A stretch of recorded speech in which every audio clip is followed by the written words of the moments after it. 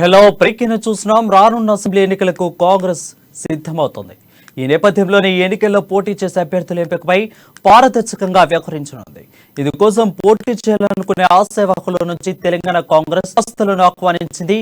ఈ ప్రక్రియలో వాటి నుంచి 25 వరకు ఇప్పటికే దరఖాస్తు విధి విధానాలను సబ్ కమిటీ ఖరారు చేసింది. దరఖాస్తుల స్వీకరణ రుసుము విషయంలో ఎస్సీ ఎస్టీ బీసీలకు దరఖాస్తు చేయడానికి 25,000 రూపాయలు, ఓసీలకు 50,000 రూపాయలు ఖరారు చేసినట్టు తెలుస్తుంది. ఆ సేవకుల కోసం 4 పేజీల దరఖాస్తును గాంధీ భవన్ లో అందుబాటులో ఉంచారు.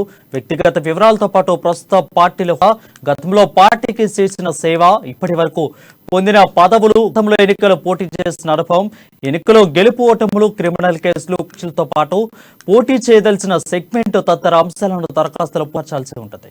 అదేవిధంగా గెలిచినా ఓడినా పార్టీలోనే ఉంటానని అభ్యర్థుల నుంచి ప్రమాణ పత్రం కూడా తీసుకున్నట్లు తెలుస్తుంది.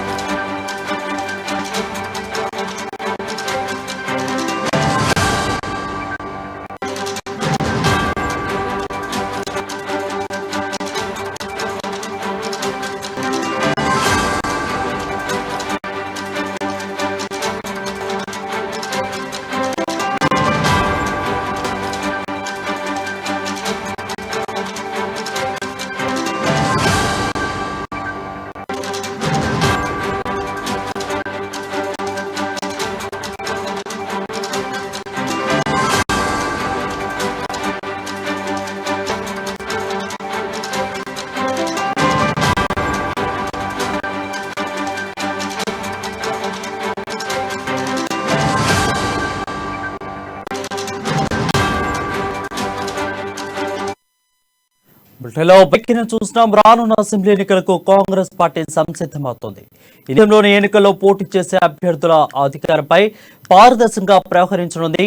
ఇందుకోసం పోటీ చేసుకునే ఆశావాహుల నుంచి తెలంగాణ కాంగ్రెస్ దరఖాస్తులను ఆహ్వానించింది.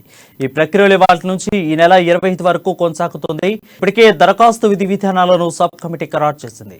దరఖాస్తుల స్వీకరణ రుసుము విషయంలో ఎస్సీ ఎస్టీ బీసీలు దరఖాస్తు చేసుకోవడానికి 25,000 రూపాయలు, ఓసీలకు 50,000 రూపాయలు చొప్పున ఖరాచినట్లు తెలుస్తుంది.